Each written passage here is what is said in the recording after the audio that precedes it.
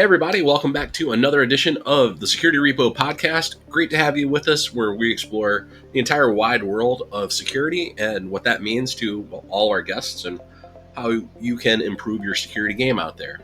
This week have a really awesome guest, somebody that I've been wanting to get on the show for a very long time. Sean Juroviesky is a dedicated security and risk management and privacy advocate. Speaks on topics at conferences across the world, including DEF CON, CypherCon, CornCon, BSides Rochester, SecretCon, and many more. Sean also acts as a cybersecurity architect for a large music streaming provider. Beyond their professional pursuits, Sean finds joy in backpacking through the mountains with their adventurous Australian Shepherd, partner, and twins, embracing the serenity of nature and the thrill of exploration. Welcome to the show, Sean. Hey, Dwayne. It's great to finally be here. I have known you for quite some time because of the BurbSec community. One of our recent episodes, we had Johnny Christmas on talking about the birth of the BurbSec community.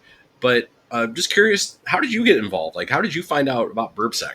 Well, I was a new transplant to the Illinois area, and I had recently started on Mastodon on InfoSec Exchange, just looking what's out there, new social media. I was never quite a Twitter person, but I thought this sounded cool, especially because it was distributed and community-based, community-built. So I hopped on there, and someone recommended I follow Leslie Carhart, and I just happened to see a message from them promoting BurbSec, calling it an incredible community. I'm like, what's BurbSec? And I'm like, oh, there's one like a 10-minute drive from me.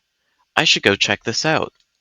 And then it's really transformed my life. Shecky is an incredible person. He saw I was new and he welcomed me in, introduced me to so many people, and then Robert did the absolute same, and it's been a huge part of my life ever since then. And for those of you who aren't familiar with BurbSec or didn't listen to the other episode, that's the Chicago-based security community. Started out in the burbs, but now there's a chapter here in the city. That's BurbSec East, the one I go to, and just keeps expanding. There's now chapters all over the world, including Las Vegas, where we just were. We're recording this right after DEF CON, and we had a chance to go to the BurbSec Las Vegas meetup. Was that the first one of those? There were a few. The organizer of it had some health issues and had to skip a couple, but he's starting it up again and he is excited. And because DEF CON was in the area, we were able to meet so many Las Vegas locals who keep messaging me about how excited they are about having this in their local community. And we encourage everybody out there to get involved in your local community, no matter what it looks like. And if you're like, I don't have a local community, but this sounds really cool, there is a Discord server. So no matter where you're at in the world, if you'd like to dip your toe in and see what BurbSec is all about, you can check it out. Just Google BurbSec and Discord, and that will get you there. And everybody is welcome. Everybody that's not a jerk, that is. So come on in and share your knowledge. BurbSec.com. Speaking of learning from others, you were given a talk out in Las Vegas that I got to see at BSides Las Vegas. And you talked about, your talk was called Risk It for the Biscuit, Crunching the Numbers on Cyber Threats. And don't need to give the whole talk here, but I am curious, that title, where did that come from? That came from me thinking the original title of it was a bit boring. And so I was thinking, I was reading, I think I was at CyberCon, and I was reading through some of the other titles. I'm like, these are pretty catchy. And some of that, some Googling, and I think admittedly a little bit of Google Gemini in there. And I was able to put it together. Plus, maybe I was a little bit hungry. Right on. Well, it definitely is an attractive title because, well, I went to your talk, not just because I know you, because it's a really interesting sounding talk. And you talk about risk. That's the general premise, right? Yep, that's the general premise of it. Literacy and prioritization of risk. So what's the big high-level takeaway you were hoping people would walk out of the room with that? I think the big high-level takeaway is ensure you understand how your business works, how it generates revenue, and what the largest risks to your business are. because if a 0 day would only have minor impact, then you shouldn't prioritize it over something that would have massive impact to your business. One of the big takeaways I had from it was the section you talked about risk acceptance. Because there's only so many things you can do with risk. You can mitigate it, you can eliminate it if possible, and that's obviously what we all want to do. But there's that point where you just have to say, all right, this is how it is. This is the reality of the business. So understand how the business works. And you gave an example of getting executives to actually sign off on that risk. I'm hoping to drill into that a little bit. Like, can you give us an example of that? Like, what did that look like in your organization? Yeah, of course. So I don't think my organization's doing it as optimally as is possible yet. You know, in security, we're always driving forward, driving hopefully to a better place. But within my organization, we'll outline the risks in a JIRA ticket. We'll force people to say, if you want to do this, you're going to have to send us a JIRA ticket. We'll evaluate it. We'll make a determination on it. And then if we can't come to a mutual agreement about what we think is acceptable, we'll bring it to an executive and say, this is documentation. These are the risks that we're seeing. Do you want to comment on this ticket saying that you accept the risk for this problem, this vulnerability, this threat, all of that? That sounds like, on the surface, like this is going to be something that just like, all right, we accept risk as a business. But what's that actually look like when you go to talk to them and say, hey, this is the business risks of this? You're saying this is security risk. Like, how are you defining risk? Like, how are you explaining risk in their language? So typically in their language, I'll explain it as how it could potentially affect the business and what the potential impact of it is. Is our service going to go offline? Are we going to lose this amount of revenue? And then if you really want to drill into the numbers, typically you can figure out on your own like how long it would take to restore the service, or at least the team responsible for it might be able to give you a length of time. If you go and you talk to someone on the FP&A team, they'll probably be able to tell you the revenue impact that that service being offline does to the business. You can multiply that time and the impact that you got from revenue, and then find an actual number that you can use to sway your executive one way or the other. I just used an acronym there, FP&A. What does that stand for? That is financial planning and analysis. That's something I guess surprising to me. Again, I've only been in the security world about 3 years, and I am not a practitioner like someone like you who is hands on day to day. So, how often do you have to go talk to that part of the business?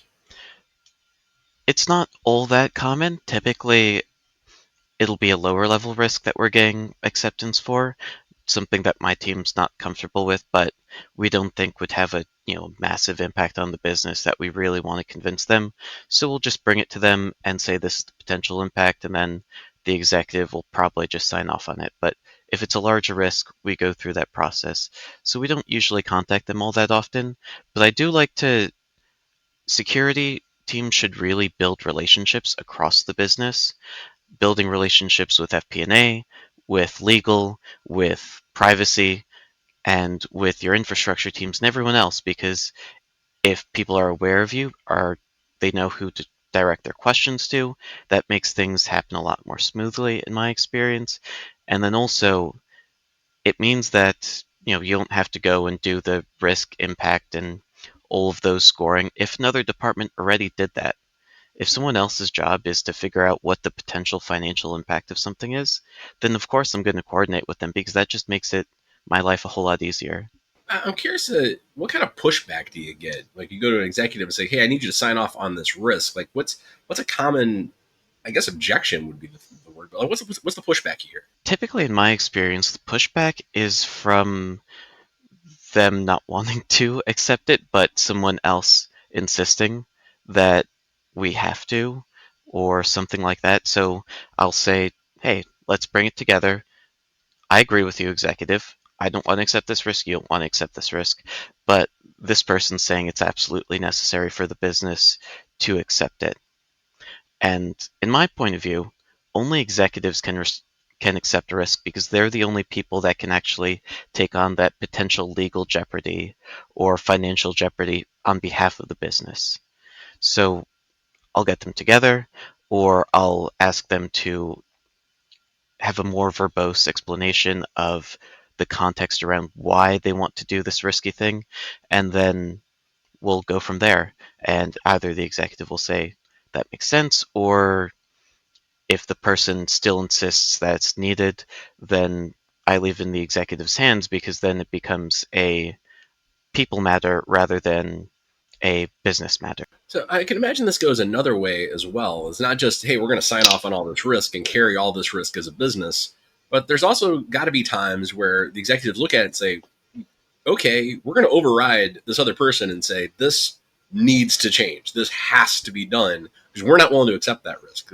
Is that pretty common? I think it's fairly common. I definitely see it about as often as I see really uncomfortable risks being accepted.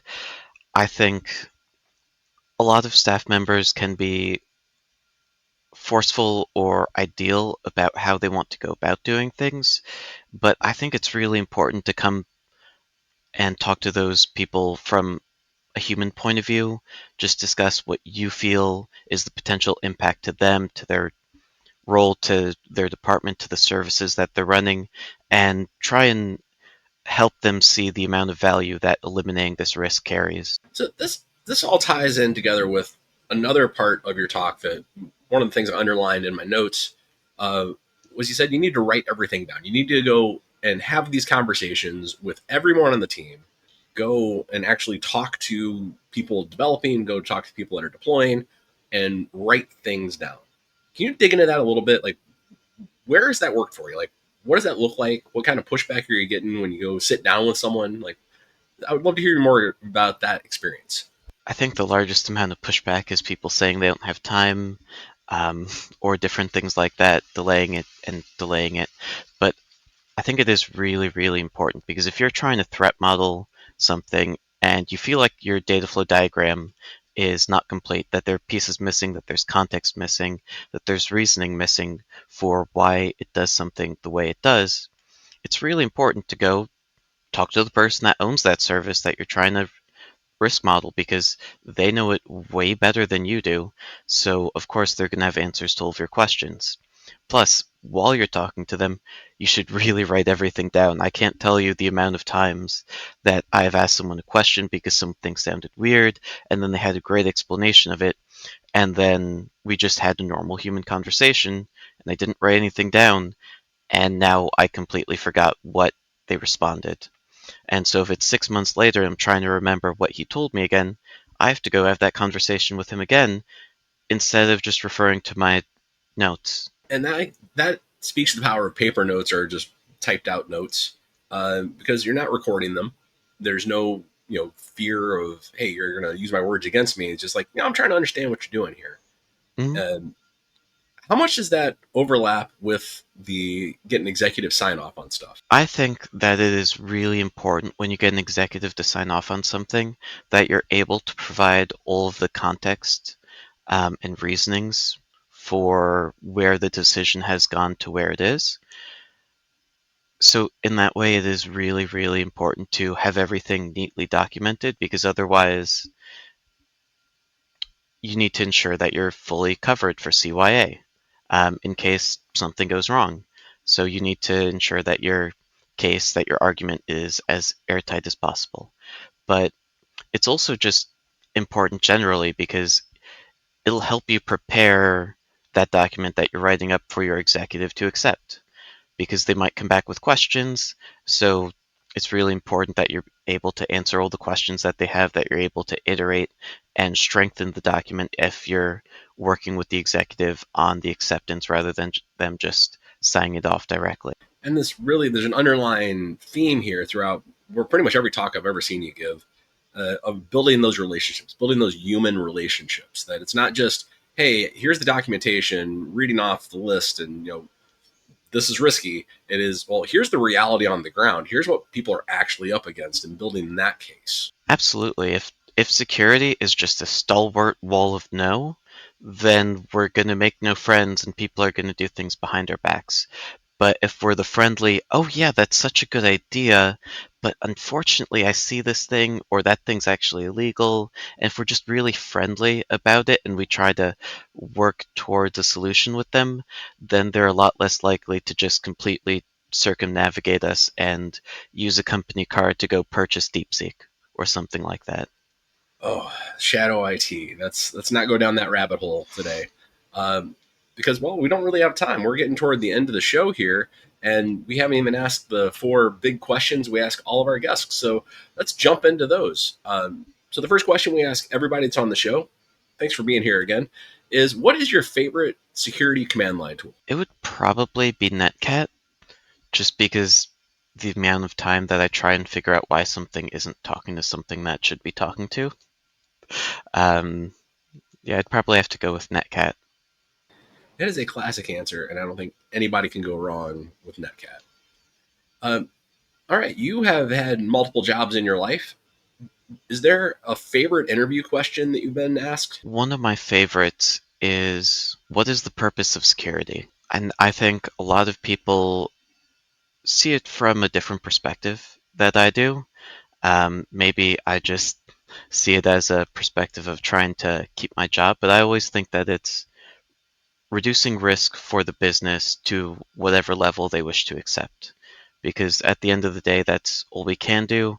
So if I try and focus my job on doing the best job of that, then I feel like I do my job a lot better than if I try to close out all of the risks that I see. That's a really pragmatic answer because we can never be 100% sure we're secure. Like, just that's impossible with 0 days, with changes in technology, with just how fast we're deploying things. I think it would drive Mhm. ourselves insane if we just tried to make sure 100% we're secure all the time. So that's a really really good pragmatic view in my opinion. All right, it's time for best advice, worst advice. What is the best security advice you can give us or that you're hearing out there? The best security advice I have been hearing is maybe to fear MCP. It is a very interesting standard with a lot of potential that people are pushing very heavily. And I've had so many conversations with it lately, about it lately, but it also is insecure by default. Authentication is an optional feature that they don't necessarily recommend, so it inherently doesn't check that you're authorized to use it or that you're authorized to access a particular service that it's authorized to. It gives you one-to-one the same permissions that it has. And it's advancing so fast and being deployed so quickly. That's a whole other episode into itself to dig into that thing. So let's flip over. What's the worst advice you've ever heard about security? I have heard a surprising amount of times that cybersecurity is over, that it's a dying career field that will be replaced by AI or something else, or just that businesses will give up on it and it will be the Wild West. And it always shocks me the amount of times that I hear that. I mean, security definitely isn't over. It's an ongoing concern. Um, well, thanks for being here. Thanks so much for coming on the show. Finally, worked out the timing to get you on here. We always like to leave our guests our. We always like to give our guests the final say. If there's anything you want to get off your chest, anything you want to plug, anything you want to make sure our audience knows before you leave, the floor is yours. If you're out and interested in seeing and going to SecT, make sure to come to my talk. Um, I'll be speaking there in just a handful of weeks. Same thing with BlueTeamCon.